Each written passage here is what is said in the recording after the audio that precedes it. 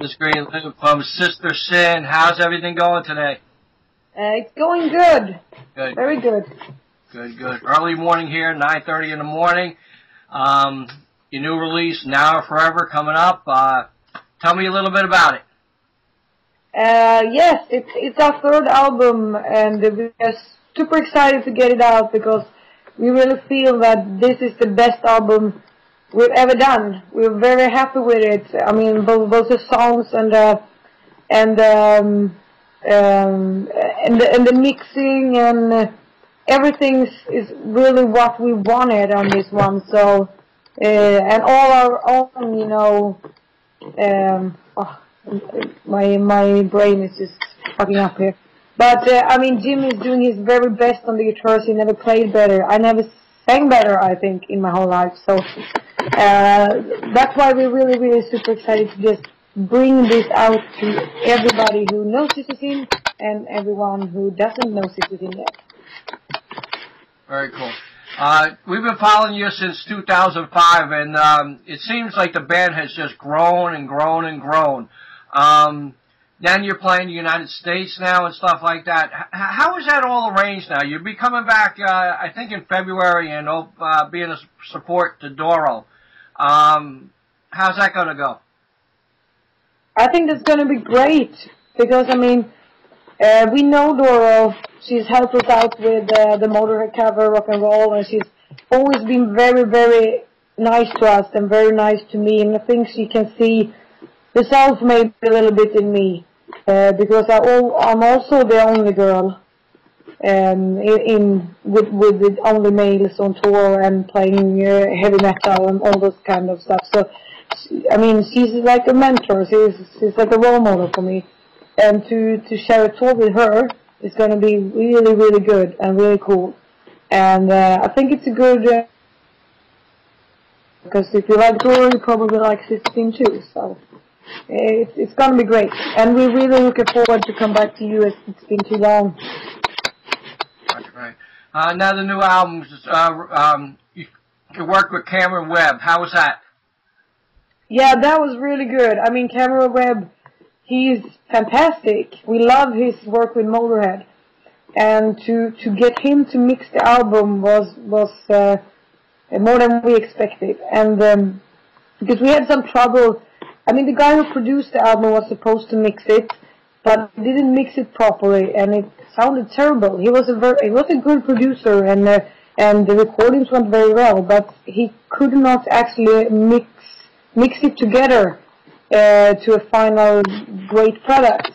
So we took a decision with Victory that we needed another person to do the mixing, so because everything sounded good, but when he mixed it, it didn't anymore. So, and they found Cameron Webb for us, and I mean, he was just the first song he tried to mix, and it just sounded great. So then we knew that our work was very good, and there was nothing wrong with the songs or the hard work we've done.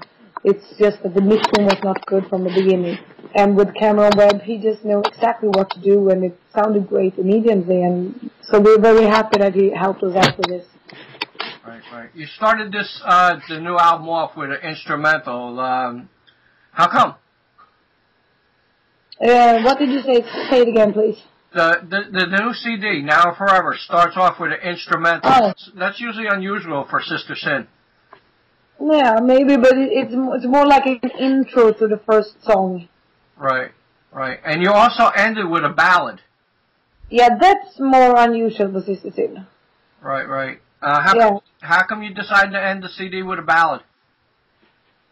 We just thought it might be a good ending, but in the first when we were sitting together writing songs and just talked about how this album should be and stuff like that, we kind of were like a little bit we had the thoughts of doing a ballad, even though we always say we should not do it.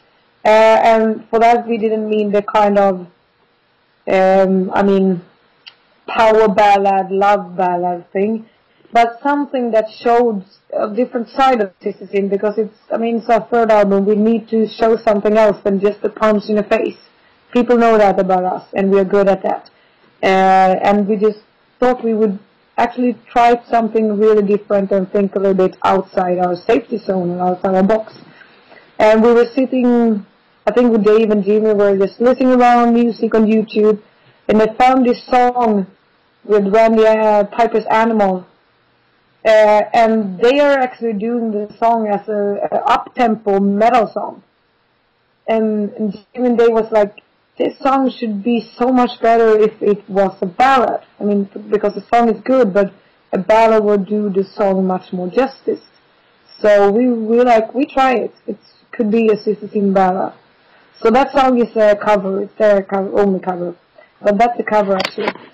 And it just, I mean, we tried it out. We weren't sure if we were going to use it, but we tried it out in the studio. It also could show a little bit more of the vocal abilities, my vocal abilities. So in the end, we thought we all did a good job, and we put it on the record. And it kind of suits the record to end it with that song.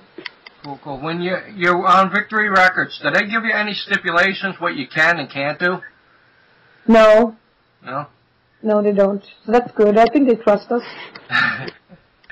There's a lot of great bands coming out of Sweden, and most of them don't ever make it to the United States.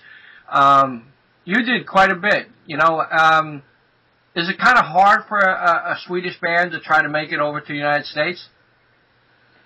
Well, the thing is, we have always had Victory Records, and since Switchblade Serenades, we had a different label in Europe on Switchblade and through Sound of the Underground, but we had Victory in the US, and Victory was the only label that actually gave us tour support, and they got, but in US, because they wanted us to play. They are an American label. They wanted us to play on American soil. So they gave us tour support, and without tour support, it's really hard for a band to cross the oceans, of course, or to tour anywhere. If you're a small band, it's very hard to tour without tour support. So that is the reason why we have the opportunity to tour in the US, because we have the tour support. Right. Other bands from here in Sweden, if they don't have a good American label, or they don't have an American label at all, it's really, really going to cost them too much money to go overseas and to be on the roads in the US. So I think that's why we can do it, and some other bands have choose not to do it, because it would cost them too much. Now and Forever has been getting pretty good reviews and stuff like that. Even on our site, you got 4 out of 5 stars. Does the band read reviews? Yeah, we do. Of course we do, because as you said, up till now, I mean, every review has been really good, and then it's very nice to read the reviews. And Victory keeps us posting every review, and when we post them, I mean, then you have to look and see what people like. And we also kind of think it's interesting to see which songs make most impressions on the journalists, and because that sometimes we can decide which songs we're going to play live from what songs you guys like. Oh, that's so right. Read reviews, yes. You know. So once you play in February with Doro, what's the next step? How long's that tour going to go last, and what happens after it? That tour is, I think it's only 3 weeks, so it's not a very long tour. And I know that we are missing out on a lot of America, and people are kind of mad about that. But we're not the one who's setting up the dates or the cities. But we are working on expanding, not with Dora, because she has her route, but hopefully we can expand our shows. Maybe have some own shows, or jump onto another small tour or something like that. Either before or after the Doro show, because we want to be more than only 2 weeks. When we are in the US, it's better that we try to do as much as possible and tour as much as possible. And I mean, we missed out on so many states, so we absolutely are trying to expand the tour. Cool. for us. Now with the album again, was there any particular song you liked singing the best? Not your favorite song, but singing. I like singing fight songs. I do, because we also do that song already live, and it's an easy song to sing and to headbang and run around to, which I like very much. So that song is one of my favorites to sing, just because I'm able to move and it's not that hard to sing. Cool, cool. Now, with your personal life, like, even to set up this interview was a little bit difficult, right? When do you actually have time to relax? I don't. I actually have no time for that at all right now. But I mean, the European release was this Friday, and the American release is on Monday, and we have just released the video too. So there are a lot of things going on right now, so that's probably why it's very, very stressed with everything. And we are playing like weekend shows here in Scandinavia, and we are working our regular day jobs. So yeah, it's a hell of a lot to do now, but I think it's gonna ease out when the record's been out for a while. So. Cool, cool. Well, I congratulate you on Now or Forever, and good luck on the tour, and good luck with the CD. Would you like to say anything in conclusion?